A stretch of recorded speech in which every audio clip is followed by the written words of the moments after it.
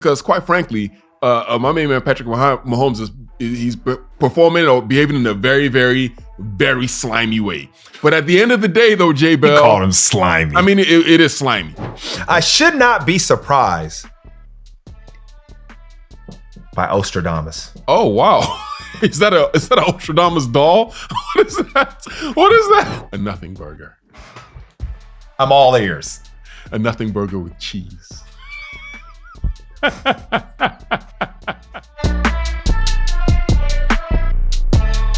Welcome back to the Jason and Osi podcast. Divisional round. Man, that didn't disappoint. First of all, before we get into everything, Osi, I want to ask you a personal question. Okay, I like personal questions. Why is your DNA so strong, and how many scholarship offers does your son have? That's where I want to start. I want to celebrate my man TJ. Yeah. What an amazing thing we're seeing right now. Yeah. All you're doing is posting all these offers. He has top universities. He has Ivy League schools. Come on, bro. Let's talk about my guy. Give him 3 minutes. Nah, he's actually doing his thing, man. He's balling. I'm so happy for him. So proud of him. You know, I was watching him play basketball a little while ago, and I said, son, you're ignoring your destiny. I hang around nothing but corners. And when I watch you play basketball, you look like a cornerback. Yes, you look like a cornerback. You look like one of my very, very good friends. And eventually he said, you know what? I got you, Dad. I'm going to go out there and do it. And he has turned into one of the best players in Georgia. Oh, I'm going to keep on grinding. Hopefully things continue to work out for him. We'll see where this goes, J Bell. And off the back of that, I want to welcome you back again to the Jason and Osi podcast, brought to you by 888 Sport and Lazy Boy, the official partner of the NFL UK and Ireland. Oh, man, I felt so good just watching my man TJ, all his highlights and everything he's done. That really means a lot. And you know what else is surprising to me? And I shouldn't be surprised, just like the strength of your DNA. I should not be surprised by Ostradamus. Oh wow. Is that an Ostradamus doll? What is that? What is that? By Ostradamus. Okay. You got an Ostradamus doll.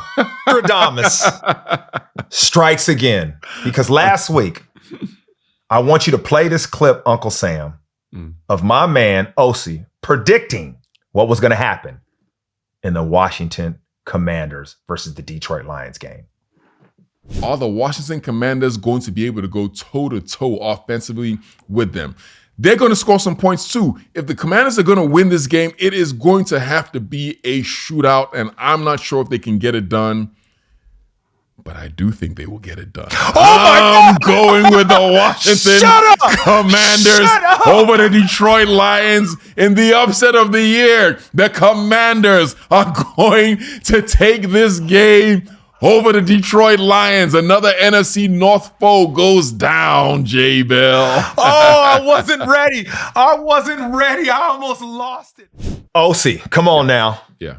Were you talking to my guy? Or I really want to know, man, in all honesty, like fun and games, all that. How? What did you see that others didn't? I thought we were going to see Jayden Daniels go out there, do his thing, but at no point did I think they were going to be able to pull this off. And I don't think most of the country didn't, or the world didn't believe it unless you were a Commanders fan. Yeah. Well, I think the reason why I was able to do that is because, quite frankly, I'm just the best there is and the best there was. I'm the best there ever will be. No, I'm joking. That's from Bret the Hitman Hart, man. I used to love him. Oh, he was fresh. You remember him? Yeah, I do. I'm the best there is. I'm the best there was. I'm the best there ever will be. I said, wow.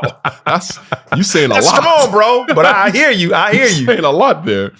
But I think, in reality, all it is, and we spoke about this a little bit last week, it's all just pattern recognition, right? Yeah. So, I have a lot of information in my head from just years of, observing football, playing football, being around football. And so you start to notice like little things, little patterns. And so let's talk about what those patterns were. Please. You look at a team like the Detroit Lions, right? And you look at, the incredible season that they had. They were winning games. They were playing good offensive football. But who's their quarterback? Good point. Jared Goff. And what have we seen about Jared Goff over the entirety of his career? He's a good football player, but he's good to a point. And in the biggest situations, in the biggest scenarios, he finds a way to come up short. So you have that at the quarterback position. Forget the incredible season that they had. You have that at your quarterback position. You've had a season where you won 15 games. So you're going into a environment or into a home playoff game where there's going to be a tremendous amount of pressure, a tremendous amount of expectation on you, right? Yep, true. You have a defense that struggles with injuries. They play well in spurts, but also sometimes they just fall flat on their face also in the Detroit Lions defense. So you have all those things on one side. And on the other side, you have a head coach in Dan Quinn, who's a player's coach who understands his players. He knows how to call defense. He's a very, very good coach, right? You have that. And then you have a quarterback who has answered the call every single time. Yeah. Even though he's a rookie, every question that has been asked of this guy, whenever there's been a pressure situation, we have a short sample size, but whenever there's been a pressure situation, he has stepped up. Yeah. That's what you have on the other side. So for me, when I look at this, I'm like, if there's ever a game where one person is going to fall flat and one team is going to fall flat and the other team isn't, it's this game. You understand what I'm trying to say? And so, and the crazy thing is, J Bell, all these things are happening. I'm not thinking about them when I'm saying it. It's just a computation, an immediate computation. I'm like, well, no, this team should win this game. And then it comes out the way I say it. And then when it happens, you're like, Ostradama. No, it's none of that. It's literally just observation of things that I've seen over a long period of time. Well, I trust it because it works. And let's break down how they won this game that you predicted over everyone else. You know what else, man? If you are listening for odds, man, that was a win. Yeah, that was a win. Somebody cleaned up over your prediction, OC. Jayden Daniels, 299 yards, 2 touchdowns. Their offense racked up almost 500 yards in total offense. And Jared Goff, he had a tough day, man. Whenever you have 3 interceptions and a fumble, it is going to be tough. So when this happens next year, or the year after, and you see the Detroit Lions in they've won 15 games, and they go into a situation like this, the thing that I find really interesting, J Bell, is that you have a lot of people with a lot of emotion, and they'll forget about. Well, each year is different. Also, each year is different. Each year is different. Period. But it's not. It is different each year. It is, but it's really not, J-Bell. Yes, it is. The same things repeat themselves. That's a fact. If you're paying like really close attention, the same things will always repeat themselves. Okay. So although each year is different, like you said, you're 100% it is. But that particular thing there, a quarterback who performs like that, or a team who doesn't have those pieces, if that's there, then they're going to fall flat on their face. You just have to notice what that is. You're right. When you break down this game, first of all, Jayden Daniels, heroics, dual threat ability, right? That's the key, what he's able to do. They were balanced. Brian Robinson did his thing. Terry McLaurin, we showed the clip, big play. And the defense forced those turnovers. There's something I didn't really think about and consider, and your computation did, and that was Dan Quinn's record versus Jared Goff. I knew it was good in the past, but I was like, this is different. This is a different Jared Goff. When your defensive coordinator comes in a meeting and says, I got a plan how to frustrate him. I got a plan to force him into mistakes. And you believe in that plan and it works and it's executed at a high level. You get 3 turnovers, right? That's what happens. And the Lions defense, man, they had a lot of injuries. And once they lost their corner, Amik Robinson, another injury. Imagine that. You're Aaron Glenn. You're calling the plays. You're like, do I still stick with man coverage? Do I switch to zone? What do I do? So they were in a difficult situation. That being said, that's what you have to handle. That's what you have to deal with week to week. Washington Commanders showed us one thing. If you have a quarterback and you can get after the passer, you can win games. And whether that's you got the dogs on the outside like you were, Osi, or you can scheme it up. And that's exactly what happened. They made Jared Goff uncomfortable and forced him into turnovers. When you look at this team, people are talking about this. Both coordinators probably be head coaches. Yep. Ben Johnson and Aaron Glenn, my former teammate. Yep. They were doing interviews this week. Do you think that had an impact on the game? Well, I can't say that it did, but in a lot of situations that does have an impact. Overall, what I would say about the Detroit Lions is I think they are in big trouble here, J-Bell. I think they're in big trouble especially if these two coordinators leave. Yeah, Ben Johnson got the head coaching job already for the Bears. For the Bears, yeah. So the Lions they're going to be in big trouble, man. Their whole identity was based upon this particular. You know how we always talk about coaching, J-Bell? Mm-hmm. And how players can play for one coach and be good. I think him playing for this guy, Ben Johnson, actually elevated him to the level that he was at. That guy's gone now. They're going to be in big trouble. Yeah, I think it's going to be tough to replace him. When I saw Ben Johnson call that reverse pass with Jameson Williams that was intercepted, I thought to myself, man, that's a little, I get we're risky, but I just didn't feel that call, in that pressure situation. But now you're losing that. And this attitude of the team is Dan Campbell. But man, when you lose play callers like that, that is a serious brain drain. And you are right. This could have been their moment. The ship could have passed. This is it. I saw Ben Johnson. I couldn't even believe what I saw.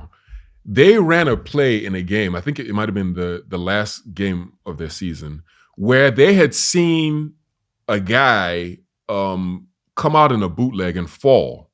Oh, yeah, Did you see that? Yeah. The Bumblerooski. And I watched him call the play, right? And act like he fell. Yeah, crazy. Him and Jahmyr Gibbs fell at the same time. I'm like, who thinks about that? I know. Who thinks to call that? You know what he said is he saw it happen in a game where the guy actually fell. Yes, and he that's saw what I mean. Yeah, and he saw the defense's reaction. And he called a play based upon watching film, seeing somebody fall. That's just genius, man. You can't replace something like that. You're right. It's difficult to do. And this is why a lot of offensive coordinators get head coaching jobs, because you don't want to lose them, right? If you're the Rams, you didn't want to lose a Sean McVay, so you make him the head coach. And, you have that consistency. How excited are you to see Washington step up to this final phase and one game away from the Super Bowl? I love it. They deserve it. Like, I have a very soft spot in my heart for Dan Quinn and Washington over some of the things that have happened this year. So I'm really, really excited for them. I'm excited for Jayden Daniels. I love him as a quarterback. I love the way he carries himself. I think he's a true representation of what the NFL stands for. So I'm really excited to see this young, exciting, dynamic football team performing at the highest level. Before we move on, I want our listeners and viewers, thank you for doing both. We appreciate it. And do all like the comments and all that kind of stuff, because that really helps the algorithms. And me and Osi appreciate that. VAR, the virtual reality stuff, right, is a big thing for Jayden Daniels. And he's been doing that since college, where he'd go in and he'd look at what the defense is doing through this VR system, this virtual reality system, and then they would speed it up. Yep. They would speed it up to levels that he didn't even see in the game, Osi. So basically what is happening is his processing power is elite. And you're going to see more teams do this because of what he has done and what he has shown to be as a young player. I think technology is going to be all over our sport. It already is. But the way this guy is playing, you just can't take that many reps, right, Osi? Yeah, you can. And mentally, what you said is really, really interesting, because they speed it up to 1.75 times the speed of, things that are really happening on the field. So he's having to process information much quicker, which is why things look so easy for him, because he's seen it all before at a much higher speed. All right, Ostradamus, that leads us to the Lazy Boy Game of the Week. I can't wait to get into these clips with you.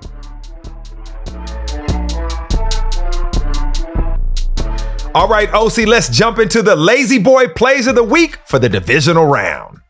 Here we go. Lazy boy plays of the week. I gotta repeat that, J Bell, because you gotta make sure that everybody knows it's the lazy boy plays of the week.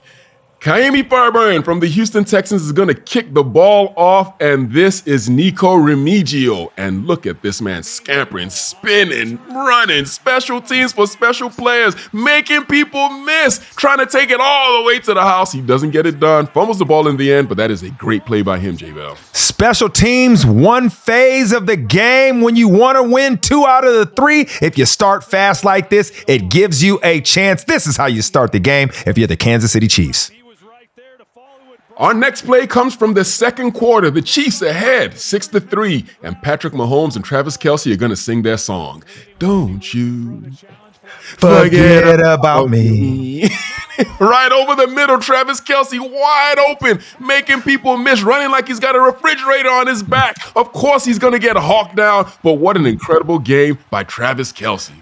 117 yards on the day, 62 yards after the catch. Look at him versus zone coverage right here, Osi. He always finds space, and Patrick Mahomes can deliver to the open area. When these two are clicking, time is ticking. Ooh, look at him in the open field. Our third play comes from the Detroit Lions versus the Washington Commanders. Right here, you're going to see Jared Goff. Didn't have that good of a day, but he did have a player make a big play for him. Calling his tight end in motion, play action pass, standing in the pocket, scrambling to his right and delivering a pretty good pass. But what a play by Sam Laporta. One-handed, left-handed grab. Incredible touchdown, J-Bell. Oh, so you are right. This is incredible. And that's why they gave him the grave digger. But you got to check this catch out, man. A guy with an elbow brace on and a wrist brace makes this catch in the back of the end zone. Look at him come across right here, just being physical and dominant and finding space and then going out and making this one hand grab in the back of the end zone. Hey, elbow brace don't matter. We just make it say, chatter. What? Still in the second quarter, Detroit Lions versus the Washington Commanders. And guess what's going to happen here? Our main man, Jayden Daniels, he's going to strike the ball over to the left. And that is scary Terry McLaurin running through people, running away from people. A little stiff arm, get off me. And he dives into the end zone for an incredible touchdown, J-Bell. Great play call by the Washington Commanders. Terry McLaurin, an explosive receiver. So what do you want to do? Get him the ball in space. Jayden Daniels with a quick release and let him do all the work. You had a bunch route up top. Great blocking. This is purely a numbers game. They got more blockers than you got defenders, and Scary Terry does the rest. Play number 5, still in the second quarter. Washington ahead 17-14. I wish my little son was here because he's going to say, Jared Goff fell flat on his face. Flat on his face right here. You're going to see Jared Goff calling out plays at the line of scrimmage, standing in the pocket, overthrows everybody, throws the ball into quadruple coverage, gets picked off, and my main man, Quan Martin, is going to do the rest, taking it all the way in. And Jared Goff literally fell flat on his face right there. You're going to see that in the end, J-Bell. Oh, yeah, this is a painful play for Jared Goff and the Detroit Lions. First of all, it's perceived pressure. He didn't have to rush the ball. There's only 3 coming, and then force the ball into coverage, Osi. What a mistake by him. This is what you hope, though, for him to throw one away and you to capitalize on it. And Washington did that, taking it all the way back to the house and then bringing the pain to Jared Goff. Play number 6, Washington ahead 24-14, but the Lions will not let go. The Lions will never say die. They have a head coach who believes in them. They have a head coach who understands that they have to keep fighting. They have to keep biting kneecaps. They got to do everything they can to survive. And right here, you're going to see Jameson Williams take the end around, and this man is so fast, so explosive, so fluid in his movements, just outrunning everybody, puts the ball up in the air, and he is going to somersault into the end zone, J-Bell, and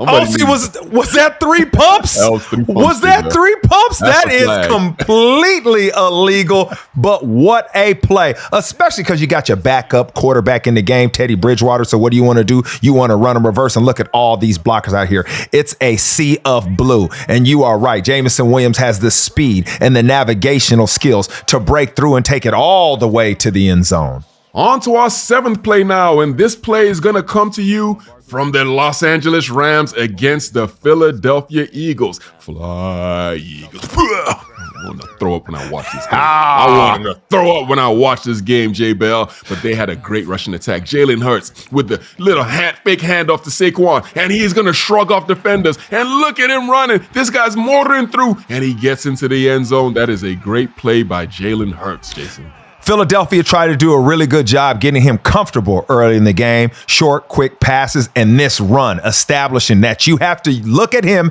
as a running threat so you can find a way to feed Saquon later in the game. Look at this movement. Look at the offensive line dominating Jordan Mailata, open in space. He doesn't even have to block anybody. This looks so clean right here, and this is how you capitalize if you're the Philadelphia Eagles. Play number 8, still in the first quarter. The Los Angeles Rams ahead, 7-6. Jalen Hurts back there directing traffic, calling plays, looking out what he's going to do. Hand the ball off to Saquon Barkley. He makes one miss, and he is off to the races. Where is everybody else? Look at Jared Verse motoring behind him, trying to catch him. Can't do it. Touchdown, Philadelphia Eagles. 3rd and 4. This is when, if you have a running back like Saquon Barkley, all you need is a crease, and you will see exactly what he is able to do in the open field. What a dominant play by the Philadelphia Eagles, and it's this offensive line, once again, pushing people out of the way. Number 77, Mekhi Becton, just big boys on the line of scrimmage, and that's exactly how Saquon jumps through the hole and sprints down the sideline. Look, J. Bell, we are in a snow globe. I can just lay down and make some snow angels right here. Philadelphia ahead 16-15. And this is where the big dogs have to eat. The big players must make big plays, and Jalen Carter makes a great play here, knocking the ball out of the running back's hands, recovered by the Philadelphia Eagles, and they almost took this one to the house. Eventually got knocked out of bounds, but this is a big play for the Eagles, J. Bell. You are absolutely right, Osi, and this is when your big-time players need to stand up and dominate, and that's exactly what Jalen Carter does on this play. Think about it. If they go down and score on this play, this game could be completely different. So you got to stand up. You got to make a play, and that's exactly what this defense did. We celebrated them all season long, and we talked about how number 98's been balling. Carter comes through. And last but not least, our final play, still in the snow globe. Philadelphia ahead 22-15, 4 minutes left in the game. Somebody has to make a play. Somebody has to close out the game. And whenever that needs to happen, you hand the ball off to your bell cow. Makes one quick jump to the left, and he is through. Off to the races. Nobody's catching that man. What an incredible play. Banging on his helmet. Touchdown, Philadelphia Eagles. Keyword, Osi, and you said it. Closer. Who's going to do it? Saquon's himself, Saquon Barkley, and this offensive line. How did you get here? Running the ball. How do you finish? Running the ball. The offensive line being dominant, putting pressure on you, and Saquon using his speed to get down the sideline and make it happen. Just look at this dominance at the line of scrimmage. My good friend Osi pointed this out to me earlier. Just watch number 8, Jared Verse, completely get out of his assignment. And the Philadelphia Eagles took advantage of that, ran right at them, and the next thing you know, 26 is in the end zone, closing it out. What a game, what a performance by the Philadelphia Eagles. Can't wait to see them next week, Osi. Before we talk about that performance by the Eagles, we got to talk about the first clip, which was the Chiefs defeating the Texans 23-14. My goodness, Kansas City, this offense was efficient.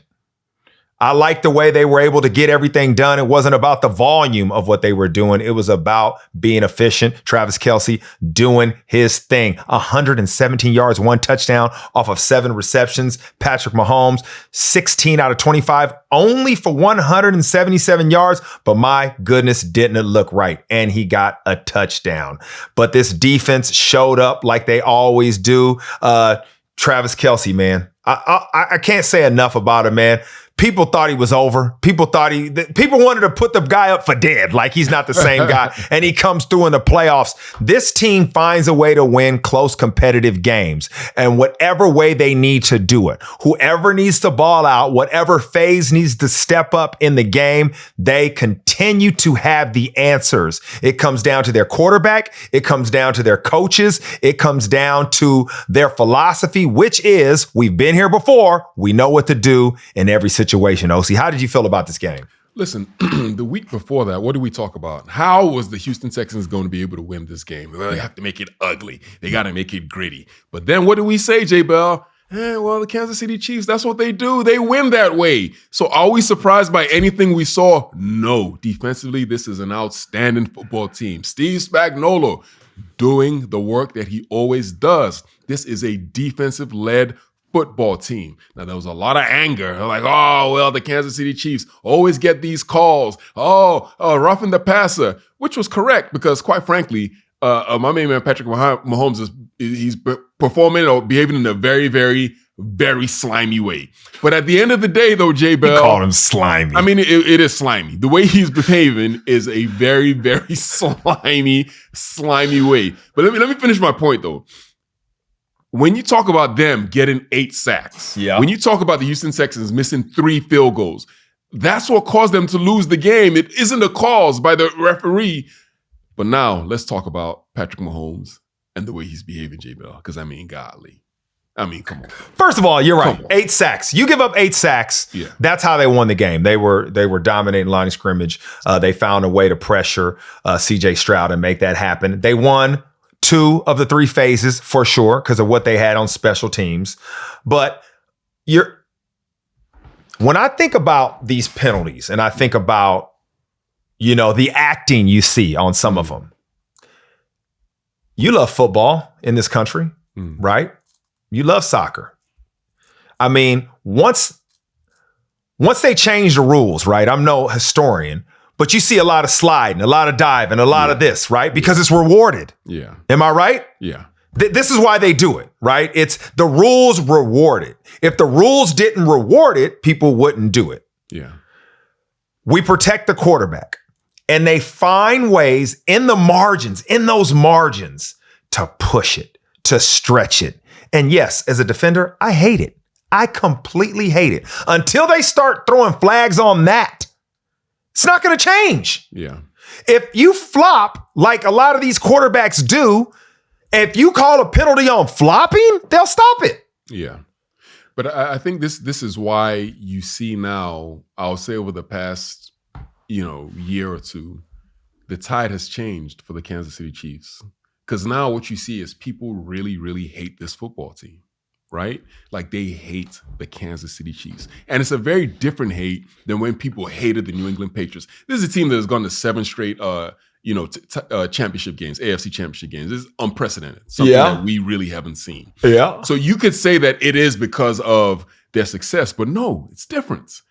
They are doing things around the game that are making people very, very angry. Ooh. You had Patrick Mahomes and his behavior right now. It seems the referees are in the pockets of the Kansas City Chiefs, giving them calls at every single time. Every dominant team gets calls, Osi. Then on top of that, what do you have? You have this whole situation with our Hall of Fame tight end, Travis Kelce, who has, brought a whole different level of attention to this football team. Fact. You had, how people feel about Patrick Mahomes' brother, who was just looked like a pain in the neck before. So you have all these things that are compounding to make the Kansas City Chiefs a hated football team. When you look at their head coach, he's a beloved figure. When you look at their coaching staff, beloved. People love this coaching staff. So why do they hate the Chiefs? It's because of the things that is going around the players. Are we, even though we're in Kansas City, Are we a Hollywood team? Okay. Are we? On that. Is this? We celebrate personalities in this league. We love it. We've taken the helmet off. I'm so thankful for that because I've always thought NFL players are the best. We the coolest, but we have the helmet, so nobody knew who we were. But now that's changed because of social media and social interaction. Love it. When you look at Patrick Mahomes, nobody has anything negative to really say about him except his antics and, pushing the boundaries with the play on the field with the penalties. But they critique everything around him. Mm-hmm. Family, all of that, because he's a beloved character. So they focus on that. And because once you get more attention, you get more focus, people are picking at stuff. It's the nature of the business. So now you see all these people that wanted to see the Patriots dethroned, loved everything Kansas City had to offer to do that. Now the reversal's happening.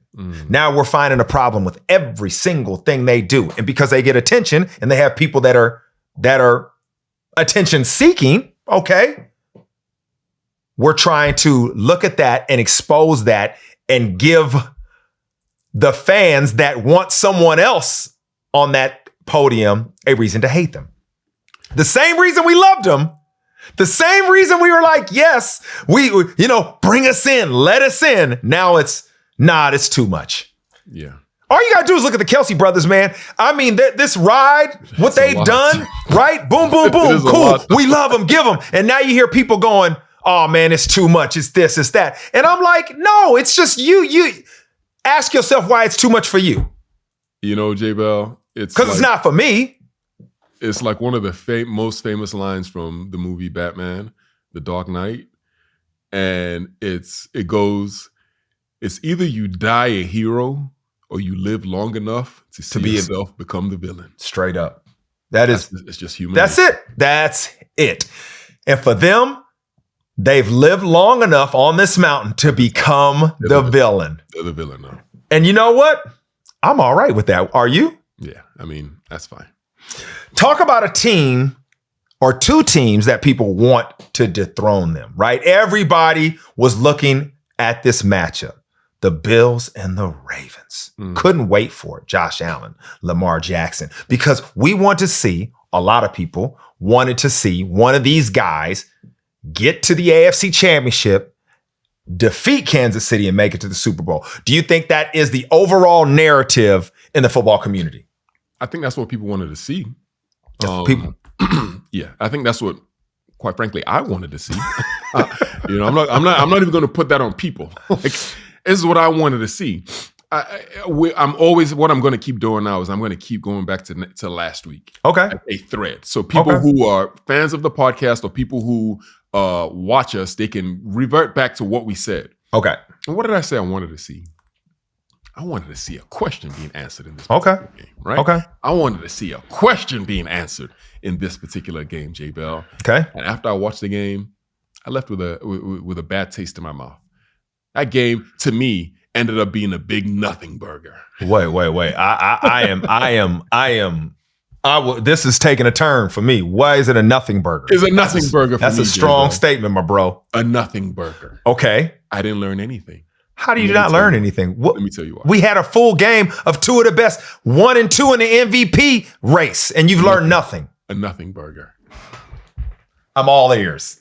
A nothing burger with cheese.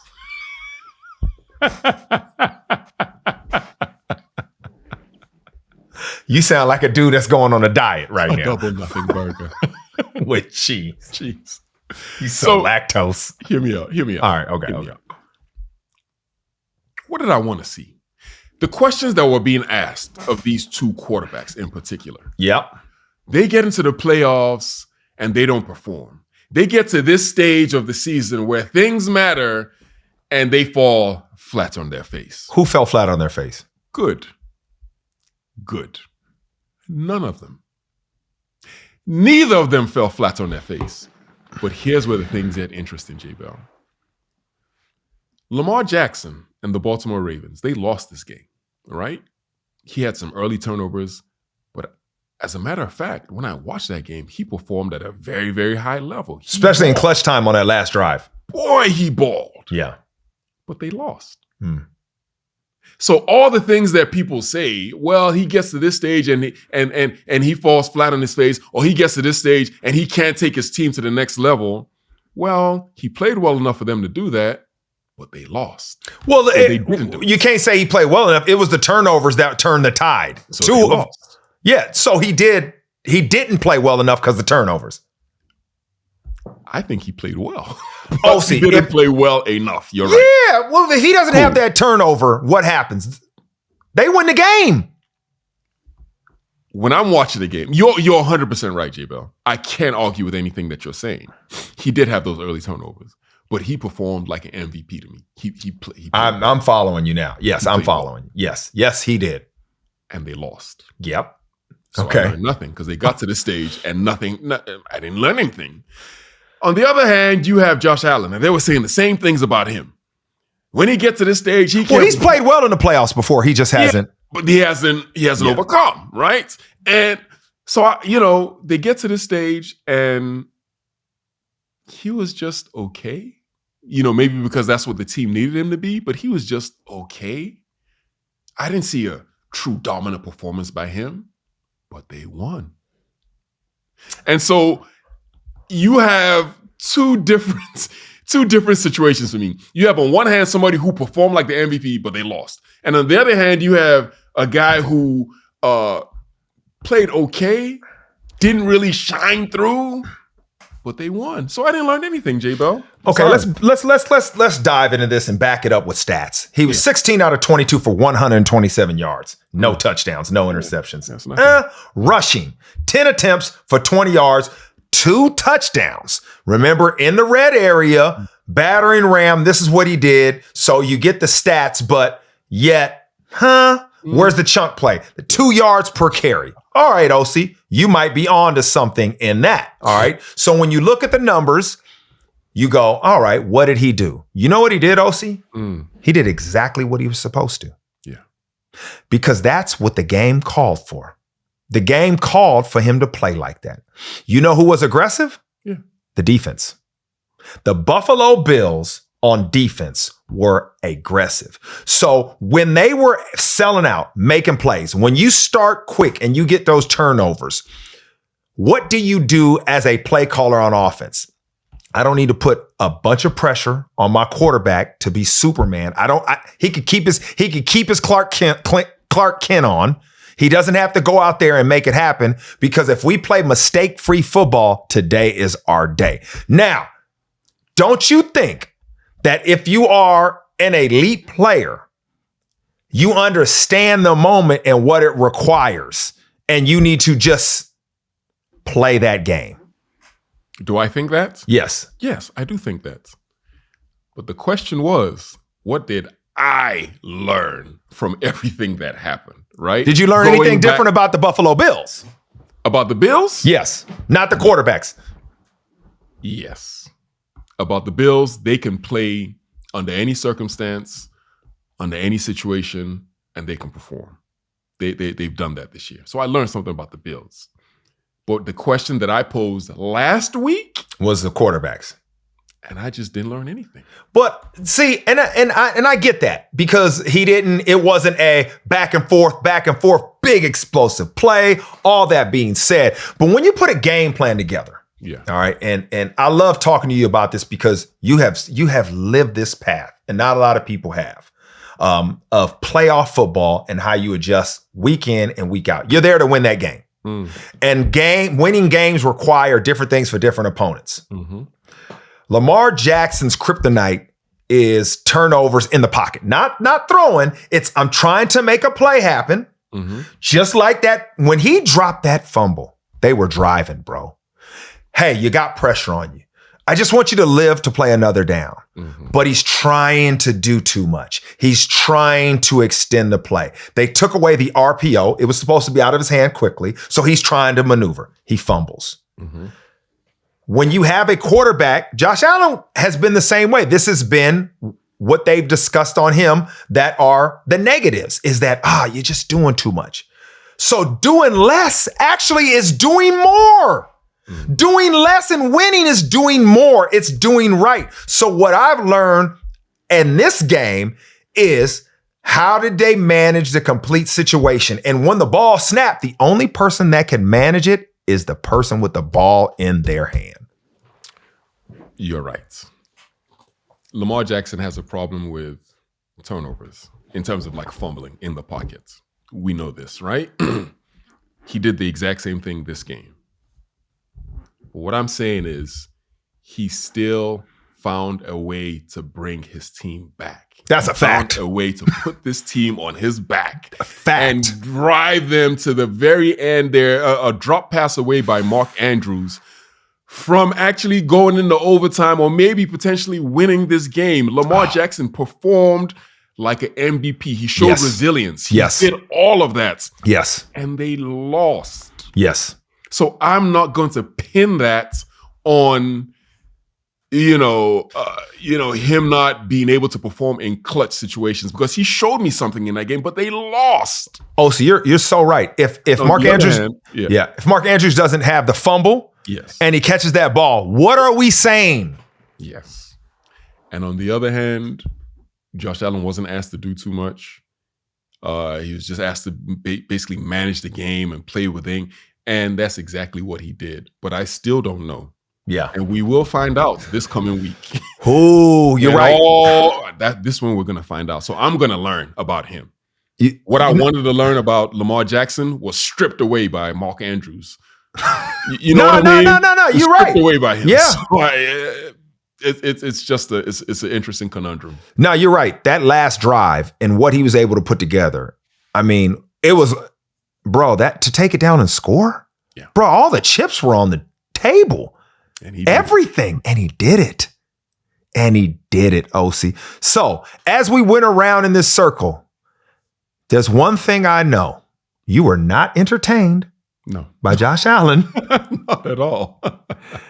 And I see what you're describing. I understand because though the team question was answered, which got to the win, which you're in the next phase, you were looking at this duel of two mighty quarterbacks. And that question was not answered. Uncle Sam asked us a question, though, before we move on. He wanted to know, and probably a lot of fans that were watching the game want to know, did the Ravens get away from the run game too early? My answer, and I'd love to know yours, is I don't believe so. You had the turnovers, and you had a team stacking the line of scrimmage, 100%. Selling out to stop the run. 100%. So they're looking, and Lamar Jackson's under center, right? And he's like, gap, somebody's there, somebody's there, somebody's there, somebody's there, somebody's there. I got to check out of a run. Check out of that. That means if all those are gapped out, then there's going to be a void in a zone behind. So I might as well try to throw the ball. Basically, what Uncle Sam wants them to do is just keep banging their head against the wall. See this wall here? Let me just Let me just keep banging my head against the wall. No, that's just is Uncle Sam a social media offensive coordinator? That's exactly what he is. He's an influencer coordinator. He's an influencer coordinator. Hand the ball off to Derrick Henry. They got 11 people on the line of scrimmage. Why not just hand the ball off to Derrick Henry? Hey, listen, a lot of these influencer coordinators are in high demand out here around here. So that's what's happening. Hey, one thing, man, you saw the drops by Mark Andrews. Yeah. The big one, the big fumble and the drop. And you saw the camera pan to his face. I think it'd be interesting to tell people what happens to players in the locker room, or like how do we behave when that happens? And you saw people go over and console him and tell him lift his head up and all that. And I think the audience needs to know one thing: we respect his work. Yeah. If I go out there and I give out a touchdown or whatever, and it's bad, and I work hard, J-Bell be grinding, he got beat, whatever. We have a lot of compassion, I would say. When somebody doesn't work, it's less compassion, and their probability of being out there on the field is low anyways. But with injuries, sometimes you see that happen. You saw that happen with quarterbacks early in the year that I won't name, that people that had to get benched because the teammates thought you're not putting in the work. So you've been in situations like that. Walk us through what you've seen, happens when there's no cameras around. Yeah, it's always like a lot of compassion. And you're right. It depends on the player. It's not every player who gets that pass. It's not every player who gets that level of compassion. We spoke about their kicker earlier, Tucker, right? And when he was missing, and the way the coach came to his defense and all is because they understand what this particular person does, the amount of work he's done, and the things that he's done before. And Andrews is one of those guys. Like, they wouldn't be there without him. This is a fantastic football player, works his butt off, and he's delivered for this football team in so many situations. So in a game like that, no matter what the stakes are, in a game like that, when he doesn't make the play, all his teammates are going to rally around him, because everything there is a meritocracy. It's built on respect. And because he's done the work, they're going to respect him. He's going to take that hard. Yeah. He is going to be, it's going to be really, really difficult for him, because he's going to put the weight of that loss on his shoulders. He's going to take that with him. And so it's going to be hard for him, but his teammates are going to rally around him for sure. I'm glad you brought up that last point, because it sparked a memory that I had buried deep, deep, deep away. And it's how the person who made the mistake takes it, right? You just said it. He's going to take it hard. So everybody's going to look at him and be like, lift him up, because you're going to see it. So you're going to want to lift him up, and you want to say, hey man, you're not alone. We got you. The opposite is true when a player acts like it's not important. Mm-hmm. We lose that respect and that compassion.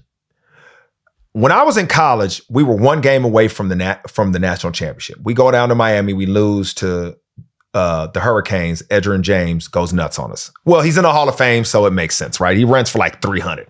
And I'm on the plane back. And it was my sophomore year, starting corner. And I remember a guy, a friend of mine, was on offense. And he's just joking, laughing, Osi.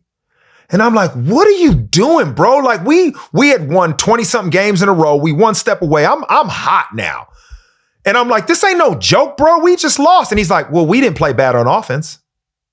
And I was like, what? And at that moment, I was like, oh, I'm just different. He was my friend, lost a little respect. But when you look at who went pro on that team, it was only a couple of us. You know what I'm saying? It wasn't him.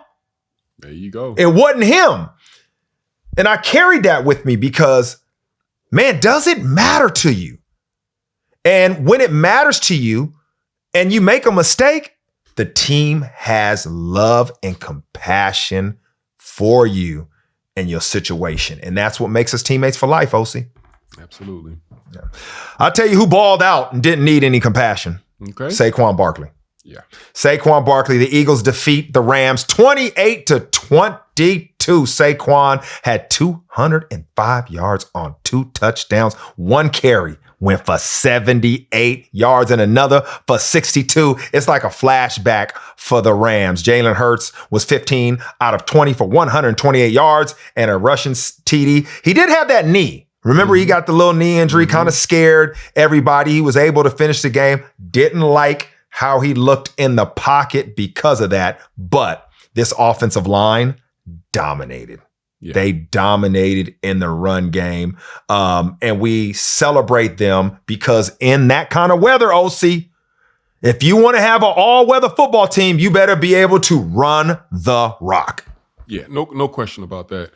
And I think when you talk about the game overall, we kind of knew this was going to happen, right? Like, we expected this to be this type of game. Ram gave up a boatload of rushing yards. But there's something that I want people to kind of think about here, right? Because there's the talk about Saquon Barkley and his performance over the year. Fantastic, magnificent. At some point, we're saying this guy could potentially be the MVP. He was in the conversation. But I think people are maybe really misunderstanding what exactly is going on there, right? And can I break this down a little bit? Please. I need more. I want people who are fans of like the running back position to think about, if you remember, Barry Sanders. Yeah. And yeah, just picture Barry Sanders in your head. And then when you watch the highlights of, the Detroit Lions and when he was balling, think about how those looked. Right. Yes. Yes. Yeah. And then I want you to think about Saquon Barkley this year. Uh-huh. And I want you to think about his highlights and how they look, the big runs, right? You notice that in one, it was like the Detroit Lions, it was like he was like running for his life in a way. He was like, he was like trying to escape. He was dodging multiple people in the backfield and, they were coming at him from everywhere. He's spinning, he's doing everything, and then he breaks. Right. But when you look at Barkley, he is running through craters, J-Bell. You could park a jumbo jet in some of these holes that he's running through, as my man in the movie Snatch says.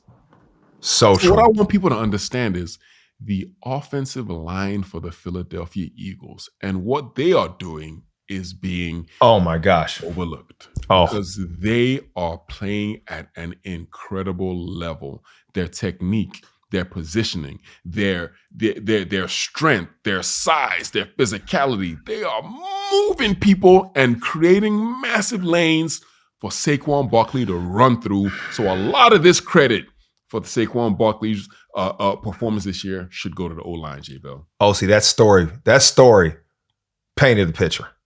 Yeah. I saw it. I saw exactly what you were saying. Size, speed, athleticism. That's what this offensive line is. Okay. Jeff Stoutland is their offensive line coach. He's praised throughout the NFL. And if there's something that I want to bring people in on, offensive line coaches are probably your highest paid assistant coach because they got to coach the most people, right? Yeah. And it's important. And they're technicians, they're motivators, all that.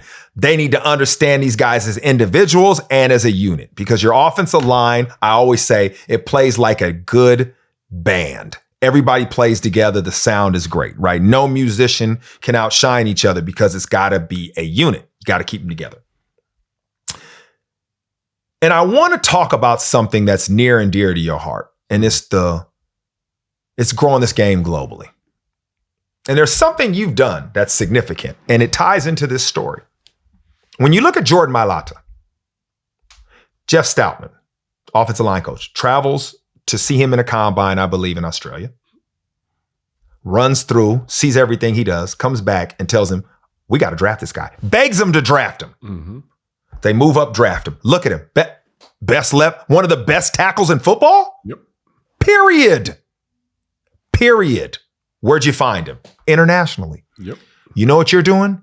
You're getting big, athletic, fast individuals, NFL Africa. Because guess what? You can't find them everywhere. And if you have them on your line of scrimmage, what do you do in the playoffs, Osi?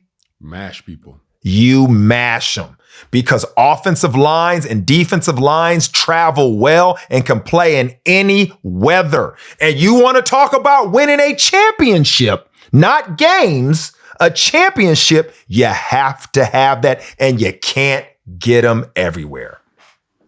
100%, J-Bell. You are onto it. That is exactly what you have to do. That is exactly what the Philadelphia Eagles have done here with this football team.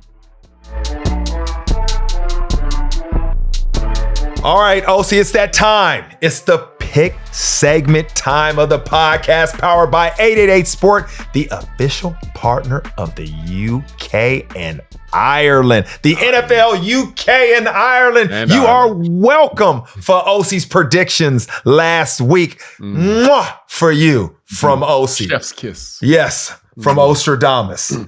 We are back, Osi. Okay. We are back. Okay. Are you ready? I think I am. Tell me what you're thinking, Osi. Where are we going? Is this the first game? Is this the Chiefs Bills? We're going the Bills at the Chiefs. Osi, what are you thinking? What a game. What a season by the Buffalo Bills. What a season by the Kansas City Chiefs. These two franchises are going to meet in the cold, windy Arrowhead Stadium. Now, Buffalo's prepared for this. Okay. This is what they do. So they're not concerned about performing.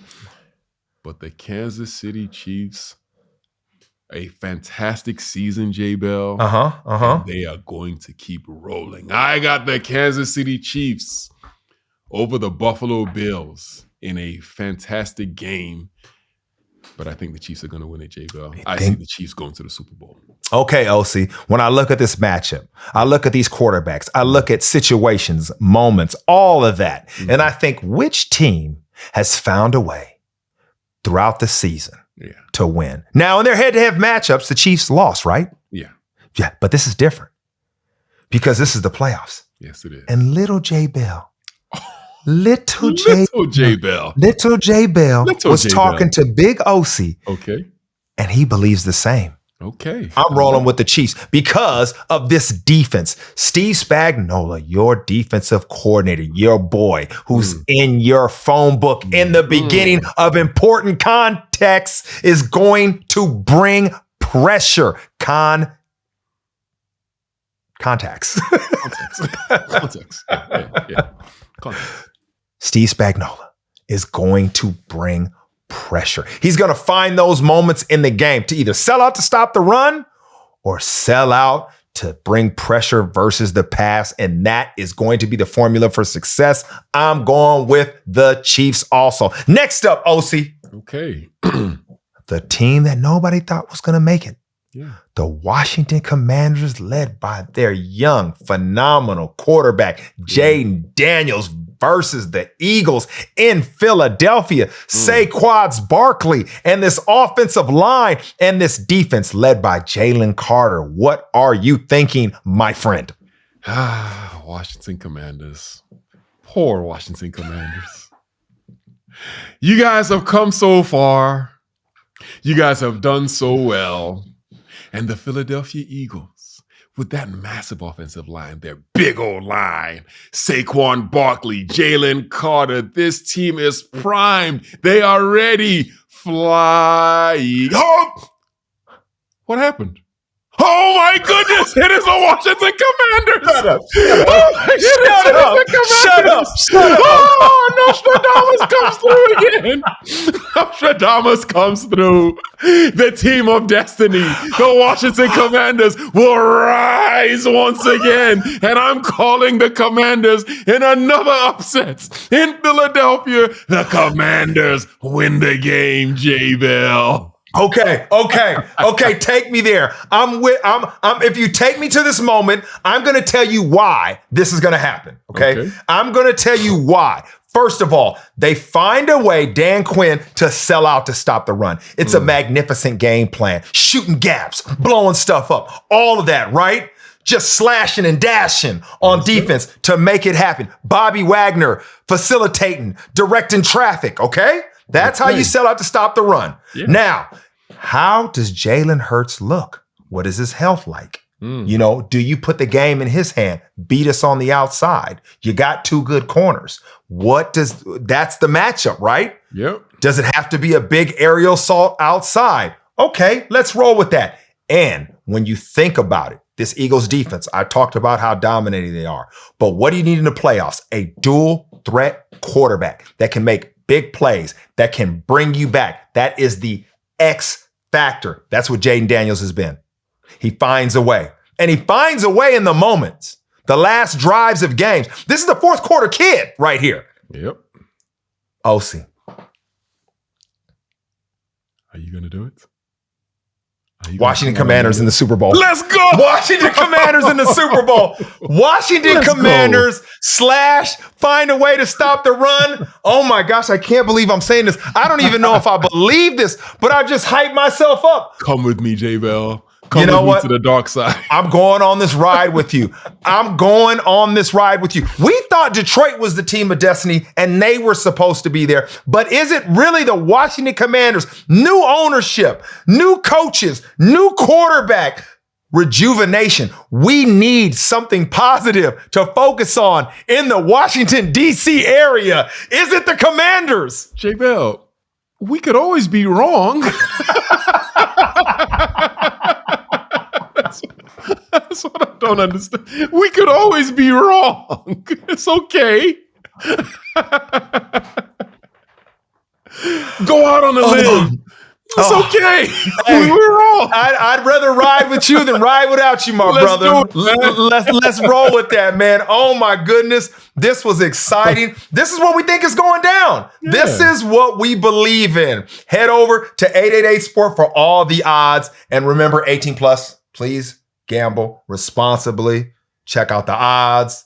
Dive into all the information. Make your decision. Man, we are going out on the ledge and on the edge. But you know what? Like Osi said, it's okay to be wrong. It's okay to be wrong. This was great. Can't wait to dive into the Super Bowl, right? When that matchup happens. But my goodness, you never know how you can get here to the Final Four. This is what it's all about, man. One step away. You've been here. Tell me what that week feels like before we close out. Nothing like it. A surreal week. The week before is usually fun because that's when, it's 2 weeks. You have 1 week you're preparing, the excitement is still there. But then the following week, when you really have to start getting ready for the game, no distractions, you're locked in, you're focused. That's when it becomes a regular week. But this week right here, I'm talking about the week after this one. It's going to be a good time for the players. Oh, man. Can't wait. Can't wait for these games. And please subscribe, tell a friend. I know the season's almost coming to an end, but me and Osi got some great off-season plans for you. We're going to keep the conversation going and flowing. And there is a lot to talk about this offseason. A lot of things going on with the world that relate to the game we love and to everybody else's life, man. It's all relative. You can find storylines in everything we do. Like I said, till next time, subscribe, tell a friend. Thank you for coming.